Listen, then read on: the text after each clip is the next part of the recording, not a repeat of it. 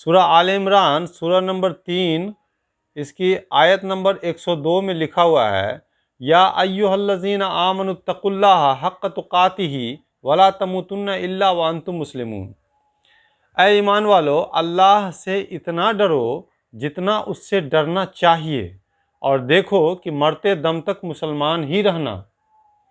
इस आयत में ये बताया गया है कि या अय्युहल्लज़ीना आमनु, ऐ ईमान वालो, या अय्युहल्लज़ीना आमनु, ऐ ईमान वालो, आमनु तकुल्लाह, अल्लाह से डरो, हक़्क़ तुक़ातिही, इतना जितना कि उसका हक है, जितना अल्लाह से डरना चाहिए उतना डरो।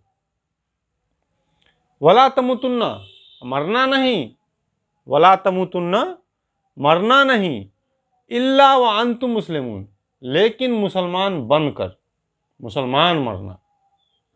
तो इस आयत का मतलब सही से समझिए कि अल्लाह इस आयत में कह रहे हैं कि ऐ ईमान वालो, तुम अल्लाह से उतना डरो जितना डरना चाहिए, जितना डरना चाहिए अल्लाह से उतना नहीं डर रहे हो, है ना। जब किसी जिस चीज़ से जितना डरना चाहिए अगर उतना डर उसका नहीं होगा तो उसका खतरा, उस खतरे से जो है हम बच नहीं पाएंगे, है ना। अब जैसे हम कहीं किसी रास्ते पर जा रहे हैं और कोई हमको बताया कि इस रास्ते पर शेर रहता है, शेर आ जाता है, इस रोड पर अगल बगल में जंगल है, इस पर शेर भी आ जाता है, हमको उस हिसाब का डर लेकर के चलना होगा। तो जालीदार शीशा वाला, शीशा के ऊपर जो जाली रहता है लोहा का, या शीशा पैक गाड़ी में हम जाते हैं उस तरफ से, क्यों? इसलिए कि उससे हमको डर लगता है। डरना चाहिए, जिस चीज़ का जितना खतरा रहता है उससे उतना डर रखना चाहिए, उससे आदमी अपना हिफाजत कर लेता है ना।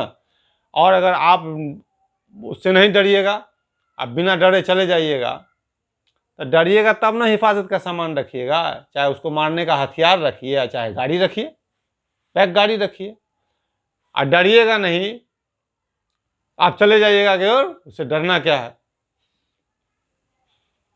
तो नहीं डरना है तो आप जाइएगा, तो शेर अगर मिल गया तो शेर तो हमला करके आपको खत्म कर देगा।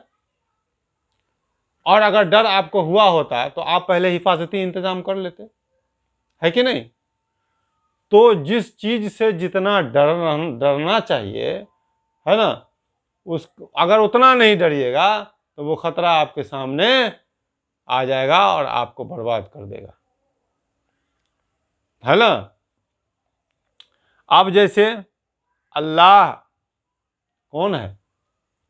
हर कायनात के हर जर्रे का पैदा करने वाला और चलाने वाला है? और आपको जितना भी खतरा से बचाने वाला है वो अल्लाह ही बचाता है। और जितना तरह का परेशानी आपको जिंदगी में आएगा या आने वाला है उस सब से वही बचाएगा आपको, है ना। और उसके बाद आपको जितना भी परेशानी आपको आएगा आपके अमाल की वजह से, आपके अमाल की वजह से, अगर आपके अमाल से नाखुश हुआ, अल्लाह अगर नाखुश हुआ अगर आपके अमाल से, तो जितना तरह का परेशानी आपको, अजियत और परेशानी और मुसीबत जो आपको देगा वो कौन देगा? अल्लाह ही देगा, आपके अमाल के वजह से, आपके अमाल की वजह से देगा, है ना। तो कौन देगा? अल्लाह ही देगा, है ना। और उसके बाद ये तो दुनिया का मामला है, मरने के बाद, फिर मरने के बाद जो जिंदगी है उसके बाद फिर मौत नहीं है, ये बात जान लीजिए। मरने के बाद जो जिंदगी है उसके बाद मौत नहीं है। सजा जो होगी वो बहुत दर्दनाक सजा होगी, और वो सजा देने वाला कौन? सिर्फ और सिर्फ अल्लाह है कि नहीं। तो आप अल्लाह से आपको कितना डरना चाहिए, आप सोचिए, इमेजिन करिए, सोचिए कि कितना डरना चाहिए। हर चीज का अख्तियार उसके हाथ में है ना।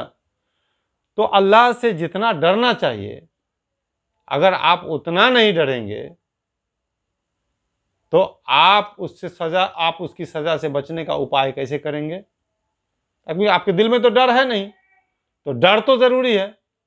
तो डर अगर आपके दिल में अल्लाह का नहीं है तब समझिए कि आपके बर्बादी का रास्ता खुला हुआ है। अब आपको बर्बाद होने से कोई नहीं रोक सकता है। इसलिए अल्लाह का डर दिल में पैदा करिए। अल्लाह की अजमत क्या है उसको समझिए, और उसको समझने के बाद फिर अल्लाह का डर पैदा करिए। तो हक़ तो का जितना अल्लाह से डरना चाहिए, है ना। वला तमुतुन्ना, मरना नहीं, इल्ला वांतुम मुस्लिमून, इल्ला वांतुम मुस्लिमून, लेकिन मुसलमान बनकर, है ना। किसको कहा जा रहा है?